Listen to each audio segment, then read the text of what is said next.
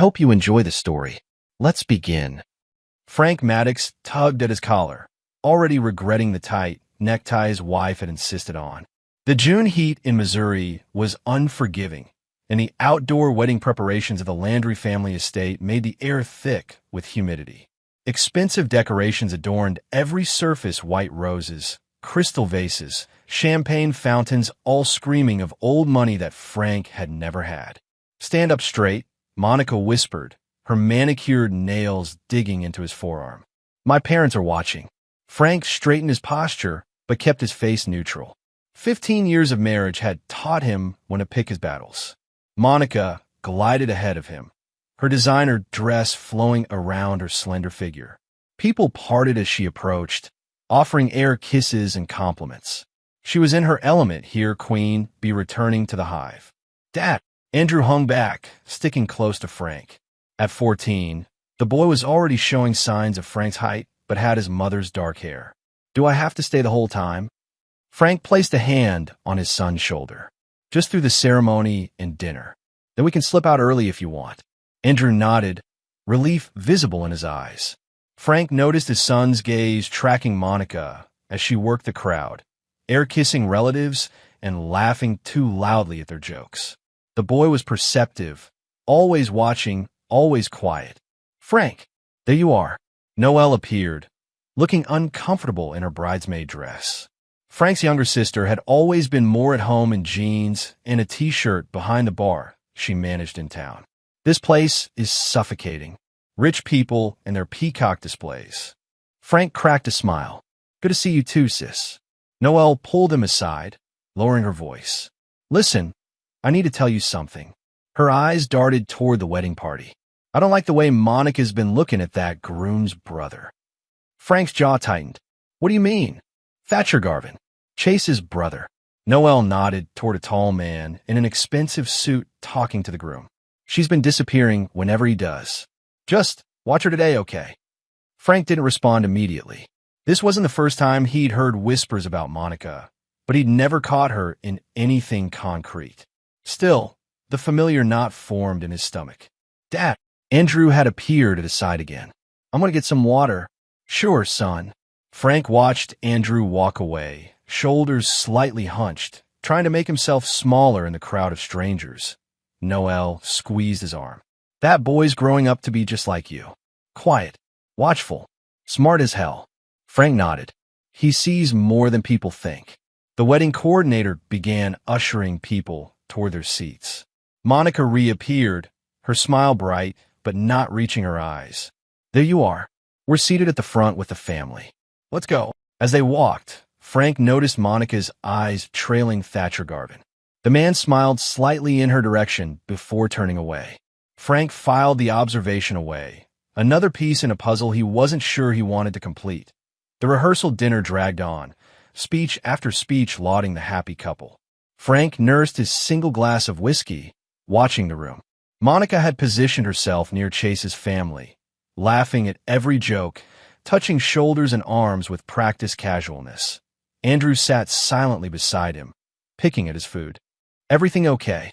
Frank asked quietly. Andrew glanced up, then over at his mother before leaning closer. "Mom's been talking to someone late at night again. I heard her laughing." Frank's hand tightened on his glass. "When?" "Last 3 nights. After you went to bed." Andrew pushed a piece of chicken around his plate. "She goes out to the porch. I can hear her from my window." Frank nodded, keeping his face neutral despite the anger simmering beneath. "Thanks for telling me, son. Are you going to ask her about it?" Frank considered the question. "Not yet. Let's get through this weekend first." Andrew seemed to accept this, though his shoulders remained tense. Frank wanted to reassure him, but didn't want to make promises he couldn't keep. Instead, he bumped his shoulder gently against his son's, their silent code, since Andrew was small. "I'm here. We're okay." The tension eased slightly from Andrew's face. Later, as guests mingled around the estate grounds, Frank found himself alone on the terrace. The sounds of laughter and clinking glasses drifted up from the garden below. He checked his watch, only 8 o'clock. The night stretched ahead endlessly. "There you are." Monica's voice carried an edge despite her smile. "Why are you hiding up here?" My father was looking for you. Frank turned to face her. Just getting some air. Monica stepped closer, her perfume too strong, too sweet, filling the space between them. This is my sister's wedding, Frank. I need you to make an effort. I'm here, aren't I? He kept his voice even. Being here isn't enough. You need to engage, talk to people. She smoothed his lapel in a gesture that might have seemed affectionate to observers, but felt possessive to Frank. These connections matter. Frank caught her wrist gently. To you, maybe? A flash of irritation crossed her face before she recovered. Don't start this again. My family has been nothing but generous to you. Your family has made sure I know exactly where I stand with them from day one. Frank released her wrist. I'm a carpenter from the wrong side of town who somehow trapped their golden daughter. That's not fair, isn't it? Frank looked her in the eyes. Where were you for the last 20 minutes? The question caught her off guard. Mingling, talking to Jessa about last-minute details. With Thatcher Garvin. Monica's smile froze. He's the best man. Of course I spoke with him. Frank nodded slowly. Of course. She recovered quickly, her voice dropping to a hiss. Don't cause a scene. Not here. Not my sister's wedding. I never cause scenes, Monica. That's your department.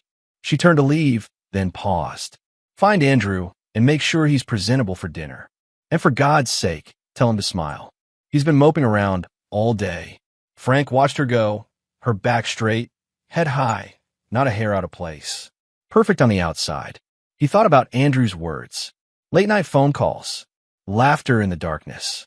The pieces were aligning, but Frank needed to be certain before he made his move that he found Andrew sitting alone at an empty table, scrolling through his phone. Hey, buddy. Frank sat beside him. You hanging in there? Andrew shrugged. I guess. Your mom wants you to smile more. This earned a snort. Of course she does. Frank studied his son's profile, so serious for 14. You know you can talk to me about anything, right? Andrew looked up, his eyes suddenly intense. Can I? Even if it's about Mom? Frank nodded. Especially then. Andrew seemed to consider this, weighing something in his mind. Finally, he said, I think Mom's planning something. She's been on her computer a lot, but she always closes it when I come in the room. And she's been talking to Aunt Jess's fiancé's brother a lot. Thatcher. Yeah, they think no one notices, but I do. Andrew's voice was quiet but firm. She's different when she's around him. Like, happier, but fake happy. Frank absorbed this, pride and worry mixing as he realized how observant his son had become. I've noticed too. Are you guys getting divorced? The question was blunt, but Frank could hear the fear behind it. I don't know what's happening yet, Frank answered honestly. But whatever happens, you and me were solid. Got it. Andrew nodded, some of the tension leaving his shoulders. Got it. Come on. Let's go pretend to be social for another hour. Then we'll escape back to the hotel. As they walked back toward the crowd, Frank caught sight of Monica and Thatcher standing close together near the rose garden, their heads bent in conversation. When Monica saw Frank and Andrew approaching, she immediately stepped away, laughing too loudly at something Raya Cullen was saying nearby. The pieces continued to fall into place. The morning of the wedding brought chaos to the Landry estate. Frank woke early in their hotel room, Monica's side of the bed already empty. She'd left a note saying she'd gone to help Jessa prepare. Frank let Andrew sleep in while he showered and dressed, his mind working through scenarios and possibilities that by the time they arrived at the estate, people were rushing in every direction. Flower arrangements were being adjusted, photographers were setting up, and the wedding planner was shouting into her headset. There you are. Monica appeared, already dressed in her pale, blue maid of honor gown. Why are you so late? The photographer wants family photos in 20 minutes. We're 2 hours early, Frank pointed out. Monica ignored this. Andrew, go wait in the groom's family room. The other kids are there. Frank, my father wants to see you about something. Before either could respond, Monica was pulled away by the wedding planner. Frank turned to Andrew. You okay with that plan? Andrew shrugged. I guess. I'll find you in a bit, Frank promised. As the morning progressed, Frank found himself shuttled from one obligation to another. Photos, greetings, small talk with Monica's relatives who barely disguised their disdain. He kept an eye out for Andrew, spotting him occasionally looking uncomfortable among the other teenagers. He also noticed Monica and Thatcher always managing to be in the same room, exchanging glances, standing too close during conversations. Nothing obvious enough to call out, but the pattern was clear to Frank's watchful eye. Then, an hour before the ceremony, the screaming started. Frank was in the main house when he heard Jessa's voice, high and panicked. He followed the sound to the bridal suite, where he found a crowd gathering. "It's gone. My grandmother's ring is gone." Jessa was in tears, her wedding dress half-fastened, makeup running down her face. "It was right here on the vanity." Monica was at her sister's side, arm around her shoulders. "We'll find it, Jess. It has to be here somewhere." "Who was in here?" Jessa's mother demanded, scanning the room. Raya spoke up. "I saw Andrew come out of this hallway earlier." All eyes turned to the doorway, where Andrew now stood, confusion on his face. "Were you in here?" Monica's voice cut through the room, sharp as a blade. Andrew blinked. "No, I was just passing by to get to the bathroom." "Don't lie." Monica stepped toward him, her face flushing. "I told you to stay in the groom's family room." "I wasn't in here," Andrew insisted, shrinking back. "I didn't take anything." "The ring is worth $20,000, Jess's mother said coldly. "If someone took it, check his pockets," someone suggested. Frank stepped forward. "Hold on." But before he could intervene, Monica crossed the room in 3 quick strides and slapped Andrew hard across the face. The sound cracked through the silence. "What did you do with it?" she demanded, at Andrew's eyes filled with tears, his cheek reddening from the blow. The room went deadly silent.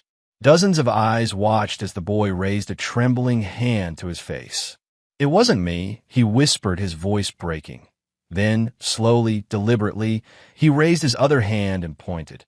Everyone followed his gesture to Monica's designer purse sitting on a side table. For a moment, no one moved. Then Noelle stepped forward, her face hard with anger. She reached for the purse. "Don't you dare touch my things," Monica snapped. Noelle ignored her, opening the clasp. She reached inside and pulled out a diamond-encrusted antique ring. Gasps filled the room. Monica's face drained of color. That's not possible," she stammered. "I didn't. Someone must have put it there." Frank stepped to Andrew's side, placing a protective arm around his shoulders. He looked directly at Monica, his voice low and dangerous. "We'll talk later." The wedding proceeded, despite the morning's drama. Jessa wore her grandmother's ring, though her smile seemed forced. Monica played her role as maid of honor, though whispers followed her throughout the day. Frank sat stone-faced through the ceremony, Andrew silent beside him. Noelle found them during the reception, slipping into an empty chair at their table. "You okay, kid?" she asked. Andrew nodded, though the red mark on his cheek had only partially faded. "Your mother's putting on quite a show," Noelle observed, nodding toward Monica, who was laughing with a group of guests as if nothing had happened.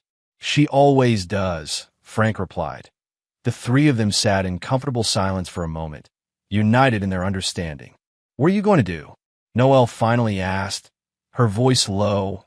Frank watched Monica across the room, calculating. "Get answers." The drive back to the hotel that night was silent.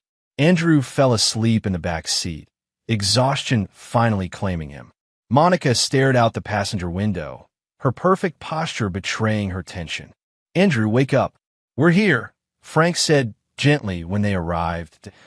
In their suite, Andrew disappeared into his adjoining room without a word. Frank waited until the door closed before turning to Monica. "We need to talk." Monica was already removing her jewelry, her movements precise. "If this is about this morning, it was a misunderstanding. I don't know how that ring got in my purse." "In the bedroom," Frank said quietly. "Now." Something in his tone made her comply. Once inside, Frank closed the door and locked it. "What happened today?" he asked, his voice controlled. That Monica's demeanor shifted, her society smile vanishing. "What happened is that your son has been acting out for months, and today he decided to humiliate me in front of my entire family by putting your sister's ring in your purse." Frank's eyebrow rose. "That seems unlikely. He's always been jealous of my relationship with Jessa," Monica countered, unzipping her dress. He did this to embarrass me. You slapped him. He lied to my face. Frank stepped closer. Security cameras, Monica. The Landrys have them all over that house. If Andrew took that ring, there will be footage. Something flickered in Monica's eyes, fear quickly masked. Fine. Check the footage. You'll see. I intend to. Frank maintained eye contact. But here's what I think happened. I think you took that ring. I think you planned to blame our son. What I don't understand is why. Monica's face hardened. You're always quiet, always judging. You've never fit in with my family, and now Andrew is turning out just like you, awkward and asocial, always watching from corners. I was just trying to help Jessa. Andrew lies all the time. No, Frank said simply. He doesn't. You don't see it because you're never home. You're always at your little wood shop, playing with your tools while I'm raising our son. Frank didn't take the bait. Is that why you've been talking to Thatcher Garvin? Because I'm not home enough? Monica's eyes widened slightly before she recovered. Don't be ridiculous. He's Chase's brother. We've been planning wedding details. At midnight? On our porch. Monica froze. After a moment, she laughed bitterly. So Andrew's been spying on me. Perfect. Like father, like son. Why did you take the ring, Monica? She turned away, moving to her vanity. This conversation is over. I'm tired and you're being paranoid. Frank watched her for a moment, then nodded. Get some sleep.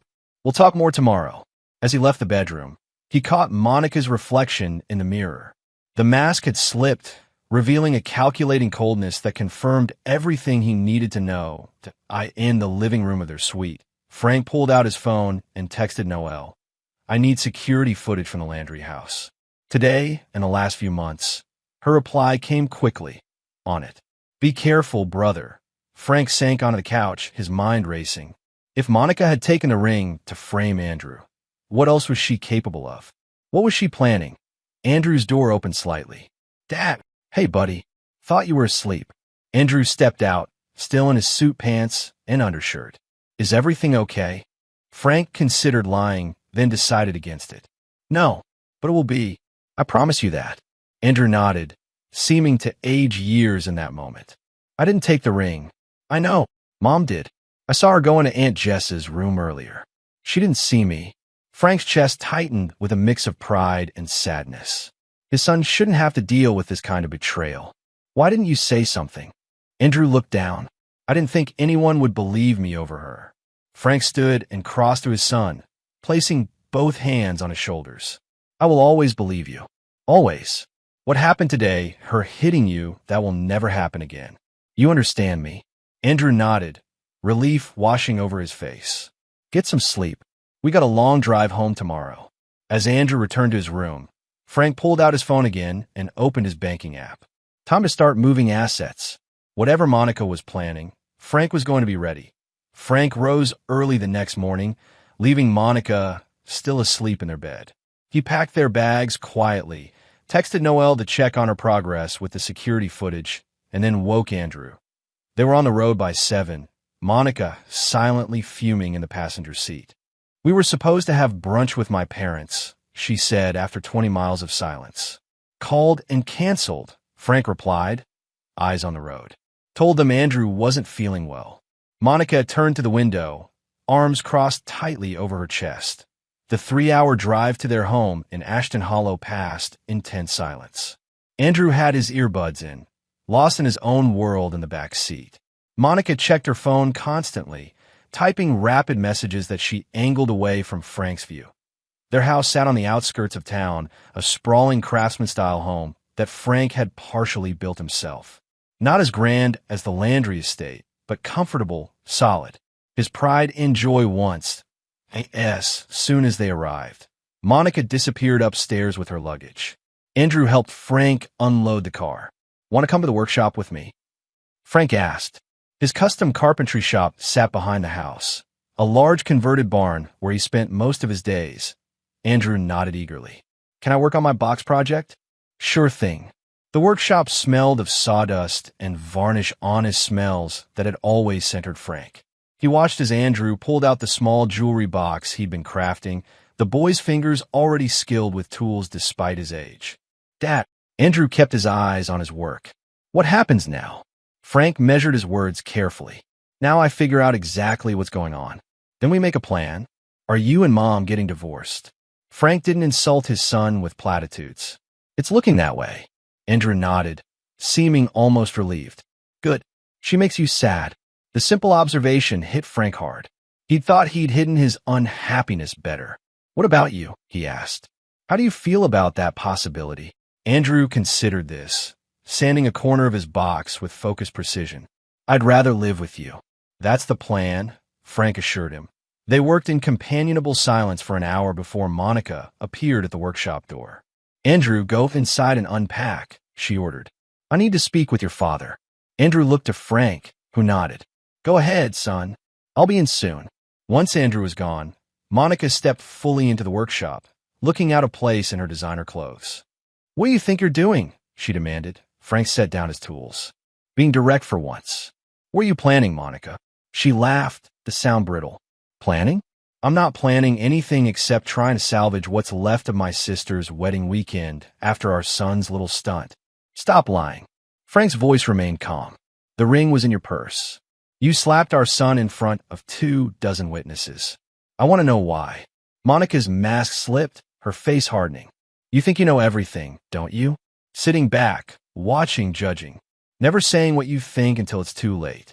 I'm saying it now. Well, it is too late. She stepped closer. You were never right for me, Frank. My parents knew it from the start. Everyone warned me that you'd hold me back, and they were right. I could have been something more than just a carpenter's wife in this backwater town. No one forced you to stay, Frank pointed out. Door's always been right there.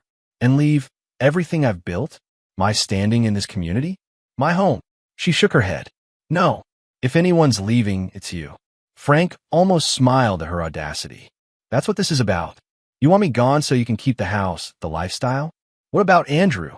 He'll adjust, Monica said dismissively. Children are adaptable. Is Thatcher Garvin part of this plan? Her eyes flickered with surprise before she recovered. Don't be absurd. Thatcher is a family friend. A family friend you meet on our porch at midnight. Frank raised an eyebrow. A family friend you were kissing behind the Landry rose garden? Her face paled slightly. You're imagining things. Am I? Guess we'll see what the security footage shows. What security footage? Her voice rose slightly. The Landrys have cameras all over their property. You didn't notice them? They monitor everything, including the rose garden. Monica's composure cracked further. You're bluffing. Frank didn't respond, just held her gaze steadily. Even if there was something, she finally said, no judge would care. This is about Andrew. After that violent outburst yesterday. Violent outburst? Frank's voice hardened. You slapped him. He was aggressive, unstable, just like his father. Monica's voice took on a rehearsed quality. I've been documenting his concerning behaviors for months. And yours. The late nights. The drinking. The controlling behavior. Isolating us from my family. Understanding dawned. You've been building a case. For custody. Her smile was cold. Smart man. Always were under that simple exterior. It won't work, Frank said with certainty. It already is working. Why do you think I took that ring? Everyone saw how he reacted, pointing fingers, making wild accusations. My family witnessed his instability firsthand, and the dozens of people who saw you slap him. Monica waved this away. A mother's desperate reaction to a troubling situation. My lawyer assures me that with my family's standing and the documentation I've gathered, I'll get full custody. You'll get supervised visitation, if you're lucky. Frank felt cold fury building, but kept his voice even. You've thought of everything. I always do. She turned to leave, then looked back. Don't make this messier than it needs to be, Frank. Accept that you've lost, and maybe we can work out something amicable. After she left, Frank stood motionless in his workshop, mind racing. The pieces had all fallen into place: the midnight calls, the missing ring, the slap, the accusations. Monica had been planning this for months, maybe longer. His phone buzzed with a text from Noelle. Got the footage. It's worse than we thought. Come to my place tonight. Alone. Frank picked up a piece of oak he'd been saving for a special project and ran his fingers over the grain. He'd built his life from nothing once before. He could do it again if necessary. But he'd be damned if he'd let Monica take his son. That night, After a tense dinner where Monica acted as if nothing had happened, Frank told her he was going to check on a client's emergency repair. At 9 o'clock, she questioned, eyebrow raised. Rich people and their emergencies, he said with a shrug. The Petersons' kitchen island cracked. They're hosting some charity thing tomorrow. The lie came easily, which bothered Frank. He'd always prided himself on his honesty. Don't wait up, he added, grabbing his keys. Noelle lived above her bar on the other side of town, in a small but comfortable apartment that smelled perpetually of the fried food served downstairs. She opened the door before he could knock. You look like hell, she observed. Feel worse. Inside, Noelle had her laptop open on the coffee table. I had to call in some favors with Jake, she explained. Jake Marshall was Ashton Hollow's only IT specialist and had installed the security system at the Landry estate. He owed me after I kept his tab off the books last hunting season. What did you find? Frank sank onto her couch. First, you need a drink. Noelle handed him a glass of bourbon. Trust me. Frank took a long sip, letting the burns steady him. Noelle sat beside him and opened a video file. This is from yesterday morning, about an hour before all hell broke loose. The footage showed a hallway in the Landry house. After a moment, Monica appeared, looking carefully in both directions before slipping into a room. That's Jess's suite, Frank noted. Monica emerged less than a minute later, her hand going briefly to her purse before she walked briskly away. So she did take it, Frank said, though he'd already known. That's just the appetizer.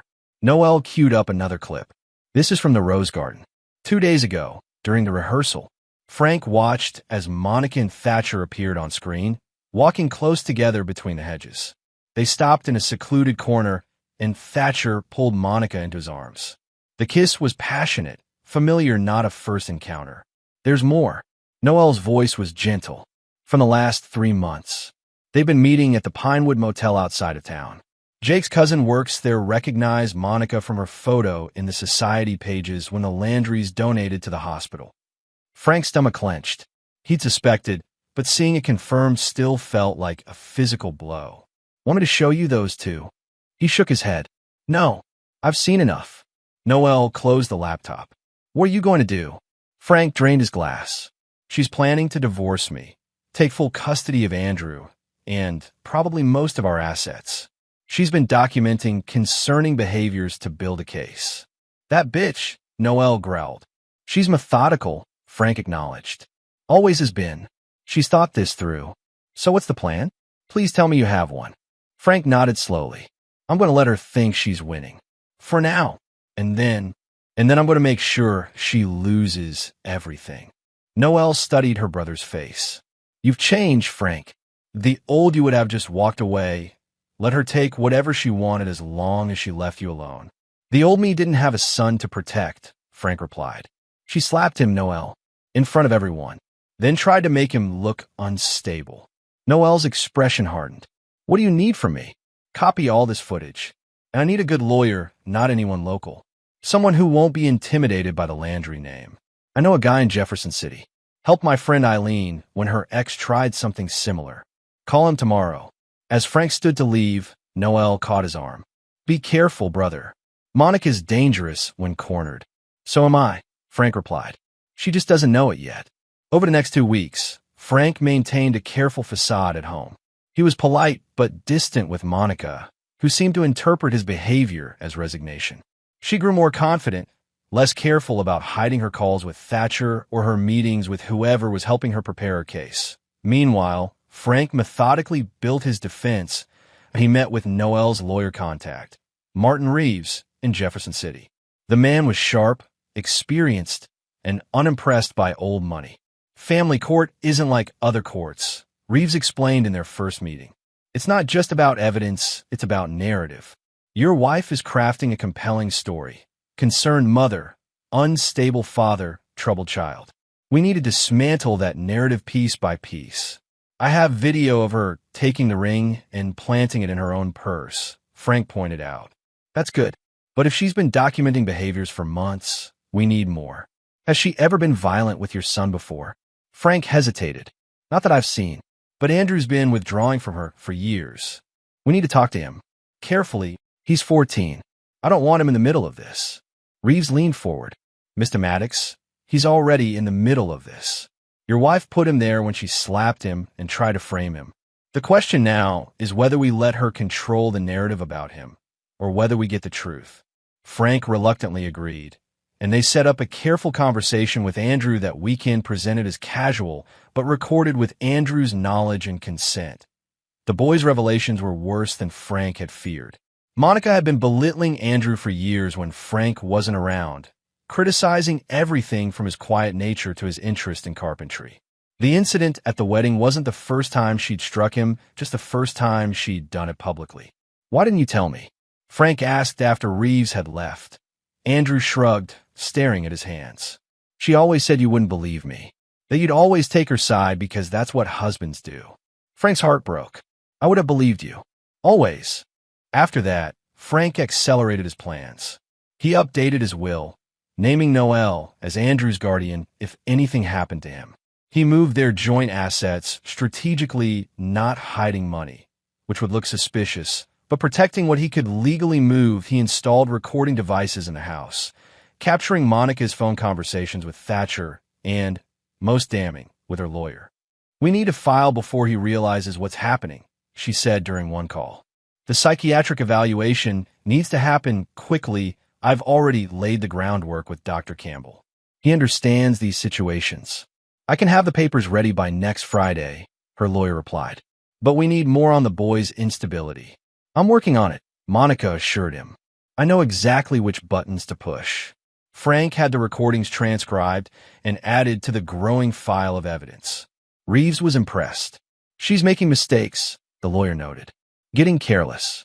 That's good for us. Frank continued playing his role at home, quiet, seemingly defeated, watching. He made sure to document every positive interaction with Andrew, building evidence of their strong relationship. He took Andrew to therapy with a respected child psychologist, creating legitimate documentation of Andrew's mental state stable but understandably stressed by his mother's behavior. One evening, as Frank worked late in his shop, Noelle called. You need to hear this, she said without preamble. Raya Cullen came into the bar tonight, got wasted on martinis, and wouldn't shut up. About what? About Monica. She kept saying she knows everything and could blow it all sky high. I recorded some of it on my phone. Frank listened to the recording. Raya's voice was slurred but clear enough. You know, Monica's been planning to leave him for over a year, right? She told me once she was waiting for the right moment to make him look like an unfit father. She and Thatcher have it all worked out. Once the divorce is final, they're moving to Chicago.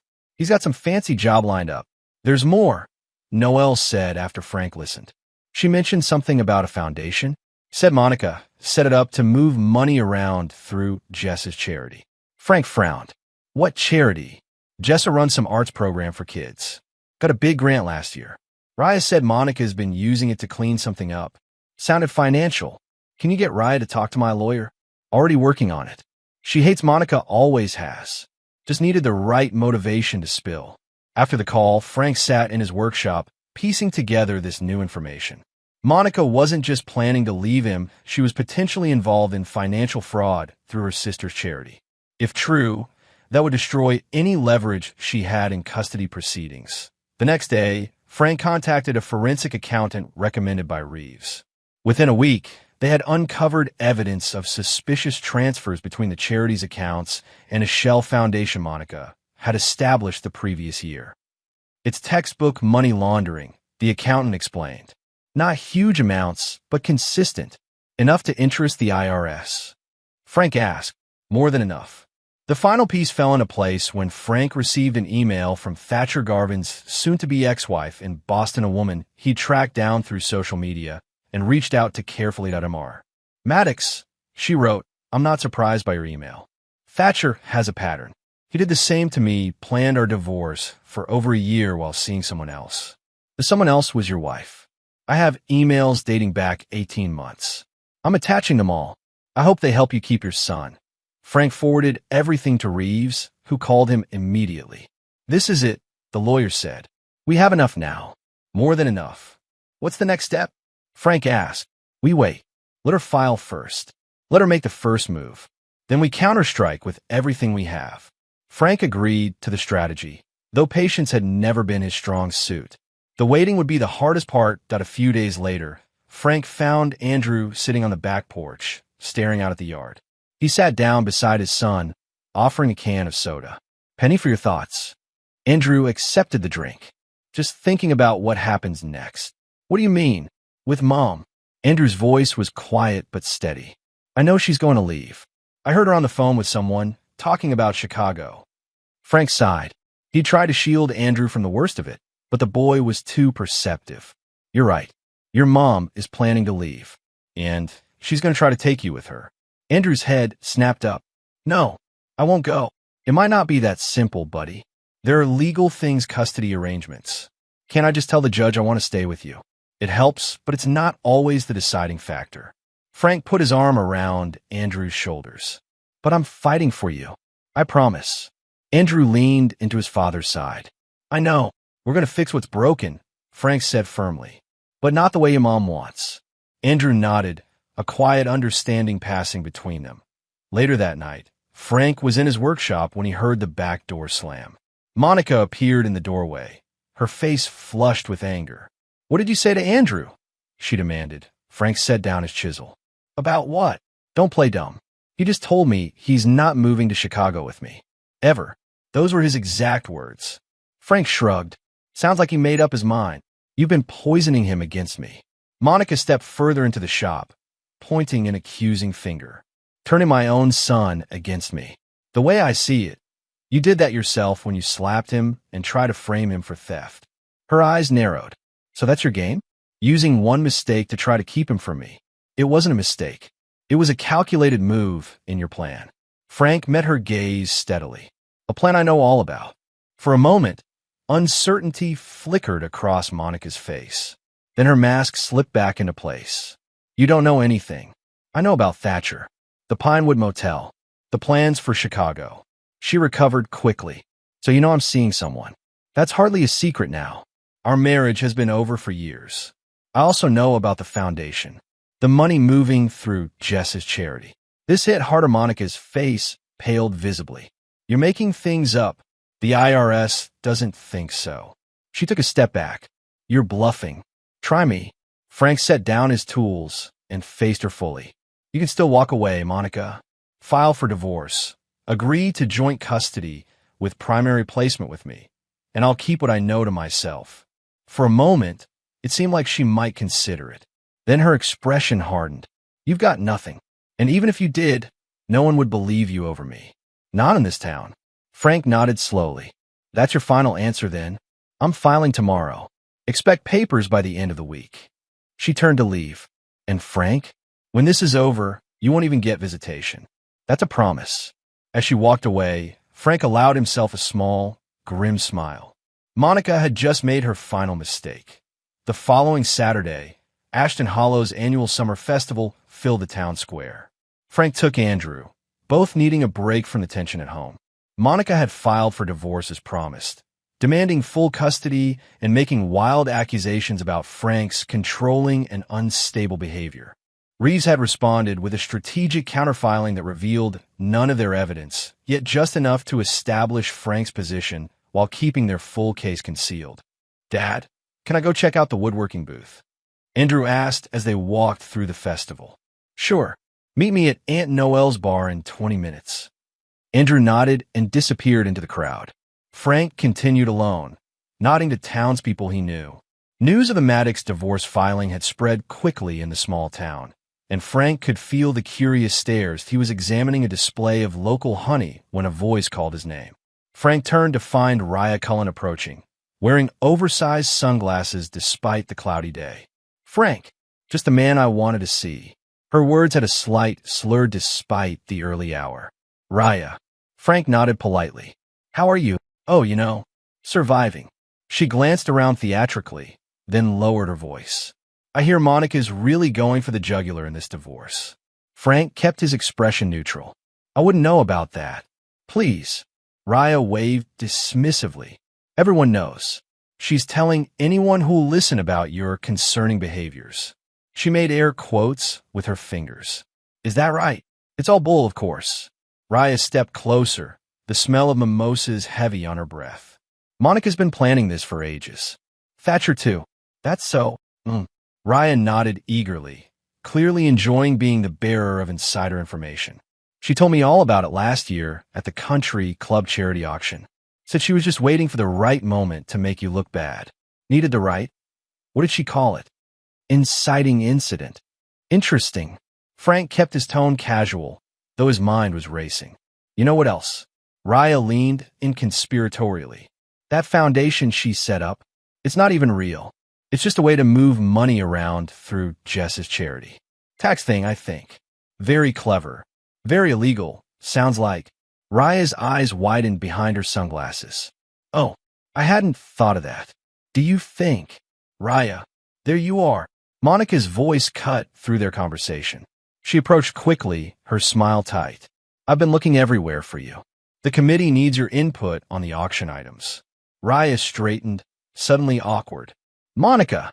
Just catching up with Frank here. Monica's gaze darted between them, calculation visible behind her smile. How nice. Frank, I'm surprised to see you here. I thought you'd be meeting with your lawyer. Later today, Frank replied easily. Thought Andrew deserved some normal fun first. Monica's jaw tightened at the implied criticism. Where is he? Around. Being a normal kid. Raya, we really should go. Monica insisted, taking her friend's AR. Monica steered Raya away. The woman looked back over her shoulder at Frank.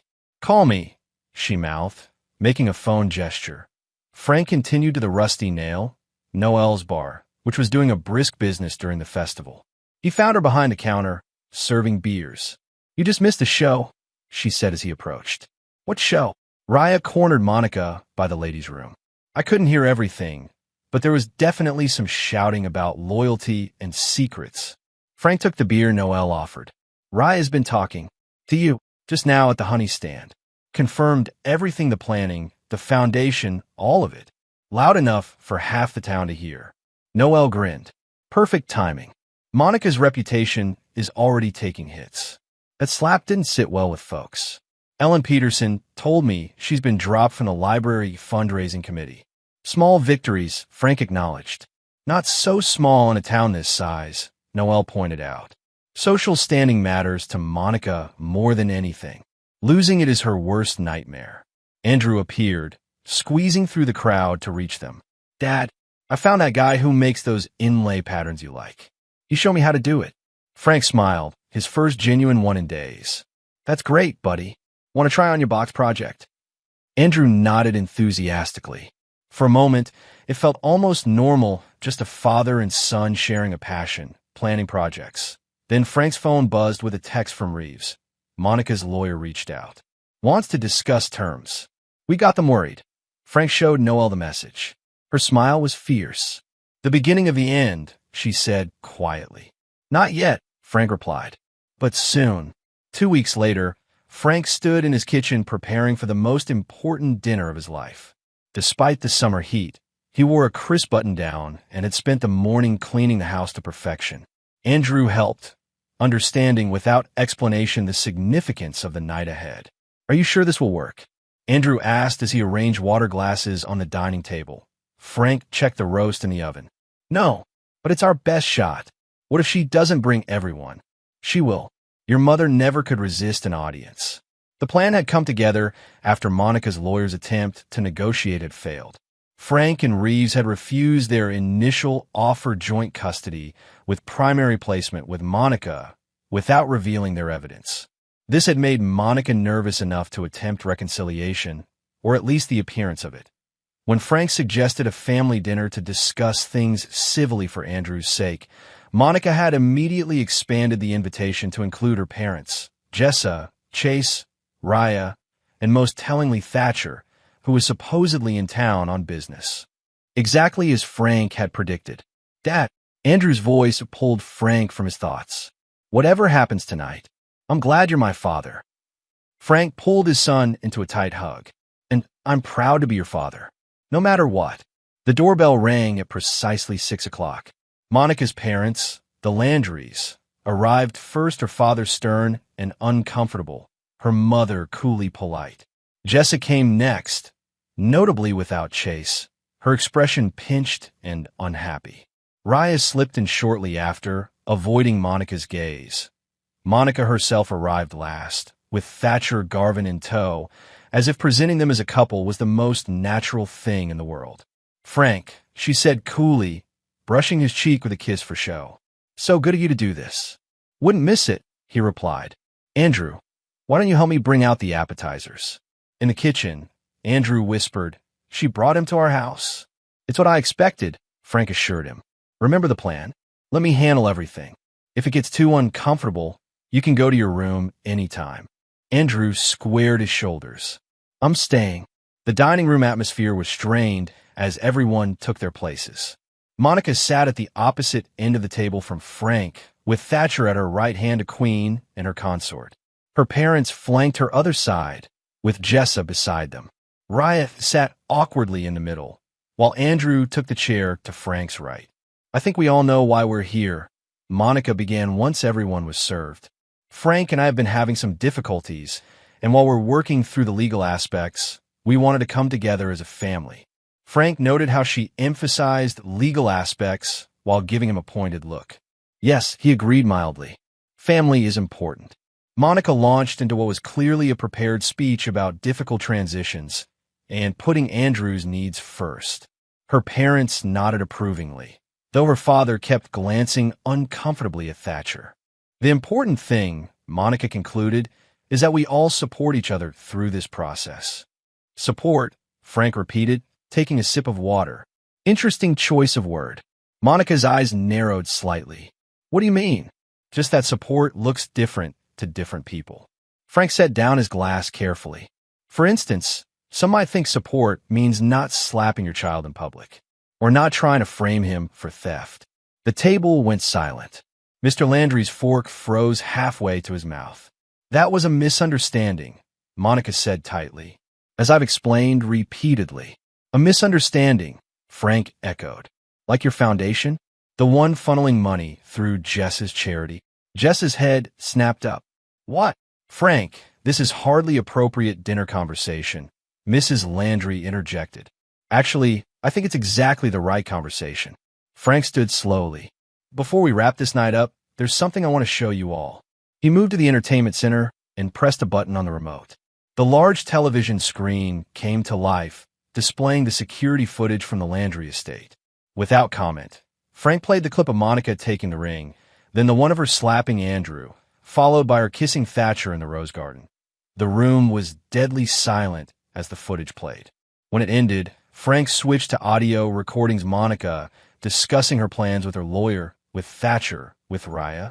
"Turn that off," Monica demanded, her voice shaking. Frank obliged. "There's more, much more, but I think we all get the picture." Monica's mask finally shattered completely. Her face contorted with fury as she stood, pointing at Frank. "You think you're so clever?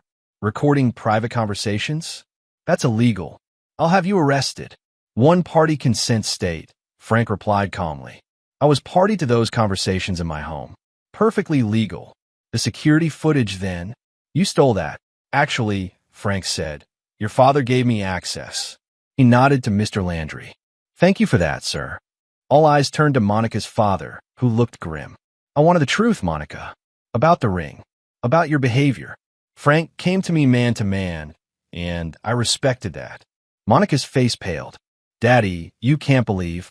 "I saw it with my own eyes," her father interrupted. "Just like everyone else in this room." Jessa stood, her eyes filled with tears. "How could you, Monica? My charity? Children depend on those programs." "It's not what it looks like," Monica insisted. "It's exactly what it looks like," Raya said, finding her voice. "You told me all about it. How clever you were setting it all up." Monica turned on her, hissing, "Shut up, Raya." "No, I don't think I will." Raya straightened in her chair. "I've kept your secrets for years. Covered for you with Thatcher. Listened to you plot against your own husband and son. I'm done." Thatcher stood abruptly. "I should go." "Sit down," Frank ordered, his voice suddenly hard. "You're as much a part of this as she is." To everyone's surprise, Thatcher obeyed, sinking back into his chair. "What do you want, Frank?" Monica asked, her voice cold. "Money?" The house. I want custody of my son, Frank answered simply. Full custody, and I want you to stop trying to destroy him to get what you want. That's absurd. I would never hurt Andrew. You slapped me, Andrew said quietly, speaking for the first time. All eyes turned to him. You've always hurt me, Mom. Not always hitting, but the way you talk to me when Dad's not around. The things you say about me. About him. Monica's face flushed. That's not true.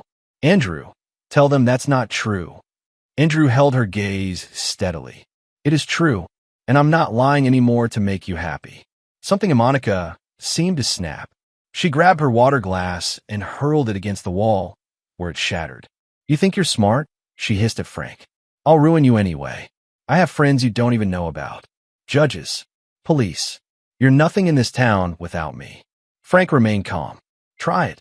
The bank accounts are frozen. The lawyer has the tapes. You won't get custody. He paused. And guess what? That fake foundation you set up to launder money through Jess's charity? Yeah, already sent to the IRS. The color drained from Monica's face. You're bluffing. The IRS doesn't bluff, Monica. Neither does the state prosecutor. Frank glanced at his watch. They're probably going through your office files right now. Monica lunged toward Frank, but her father caught her arm. Enough, Monica. You've done enough damage. Let me go. She screamed, struggling. He's lying. I saw the foundation paperwork, her father said grimly. Frank showed me everything before I agreed to come tonight. It's all true. You knew. Monica stared at her father in shock. And you still came? To humiliate me. I came hoping it wasn't true, he replied. Hoping my daughter wasn't capable of this. Monica wrenched her arm free and turned to Thatcher. Tell them we had a plan. Thatcher stood, straightening his jacket. I think I should speak with my lawyer. Coward. Monica spat. After everything I did for you. Monica, Mrs. Landry said sharply, control yourself. Control myself? Monica laughed bitterly. That's rich, Mother. All my life, it's been control yourself, Monica. Be perfect, Monica. Don't embarrass the family, Monica. Well, guess what? I'm done controlling myself. She grabbed her purse and stormed toward the door, then turned back. This isn't over, Frank. Not by a long shot. After she left, the room remained silent for several long moments. Finally, Mr. Landry cleared his throat. Frank, we had no idea. I know. Frank nodded respectfully. She hid it well.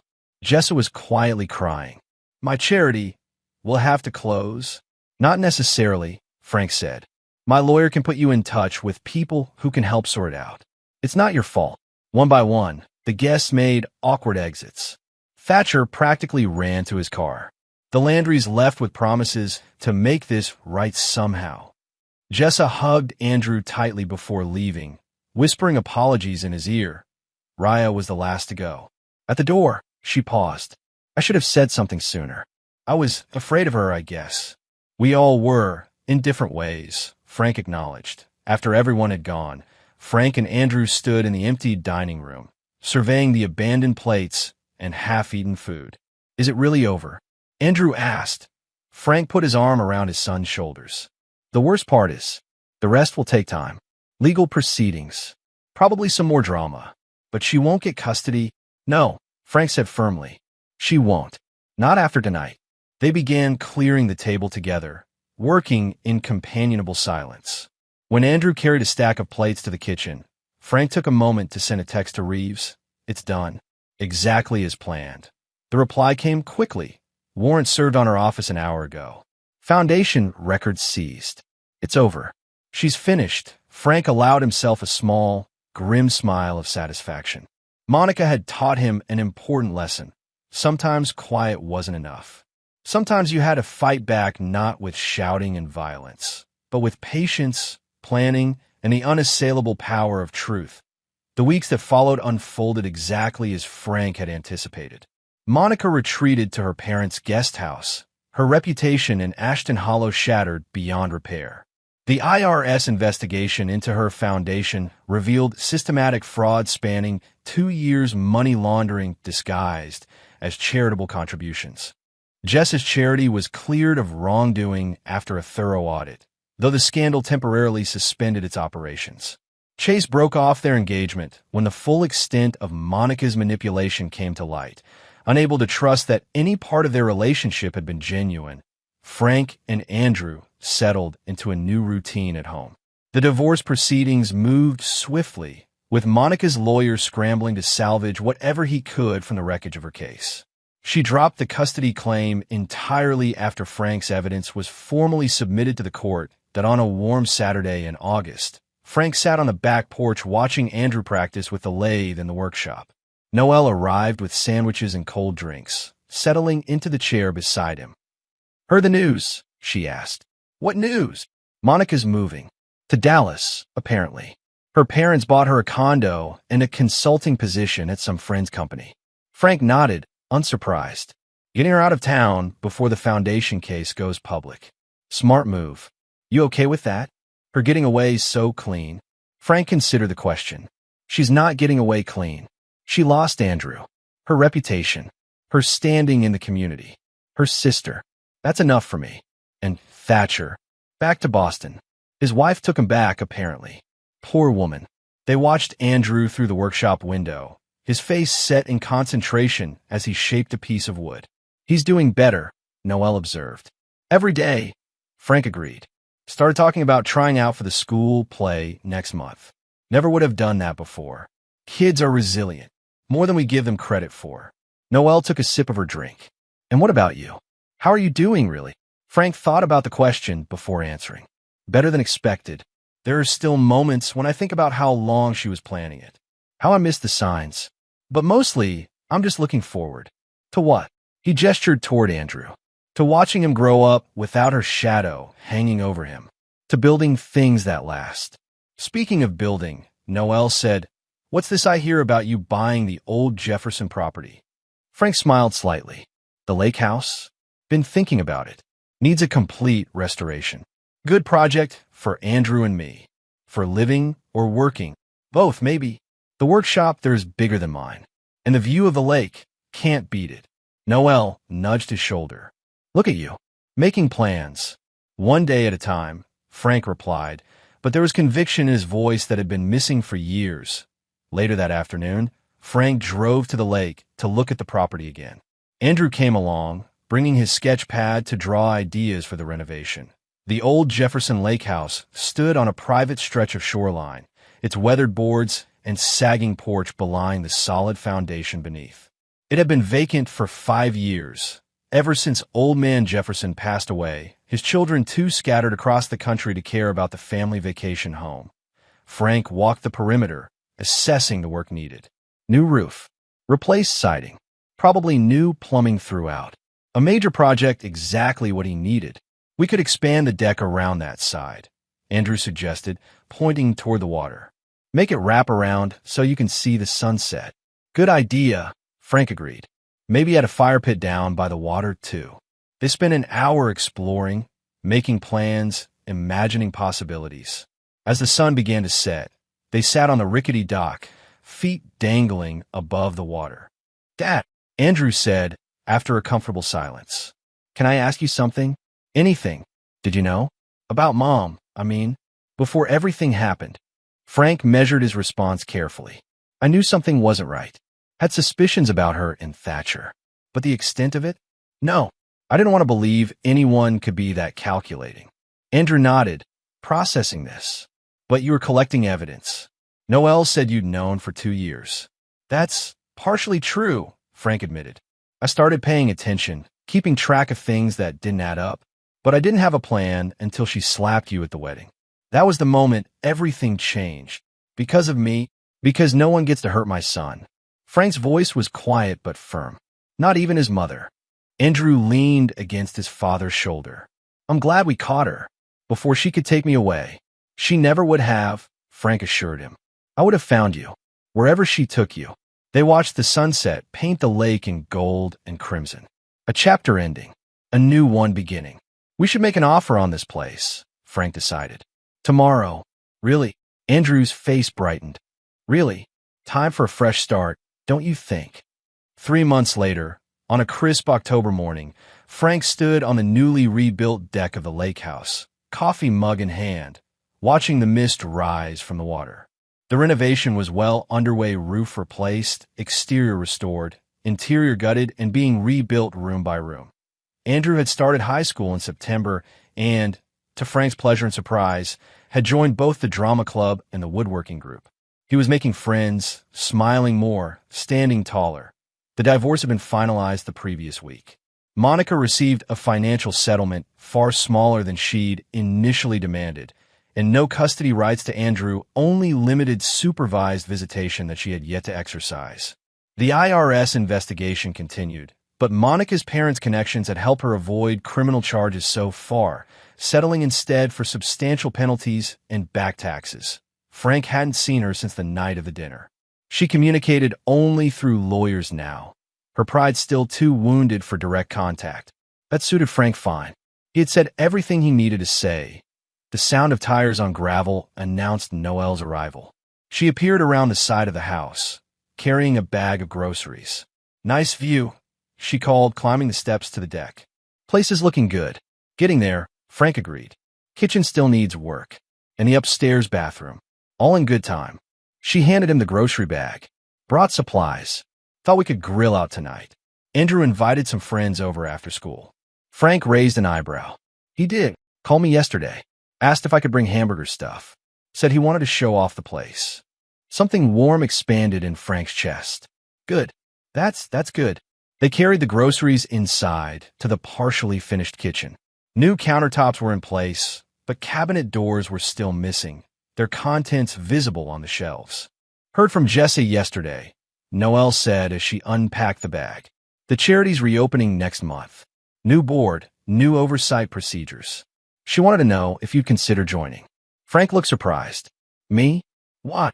Because you're the guy who uncovered the fraud and then helped her clean up the mess? Because your carpentry skills could help with their building projects? Take your pick." "I'll think about it," Frank promised.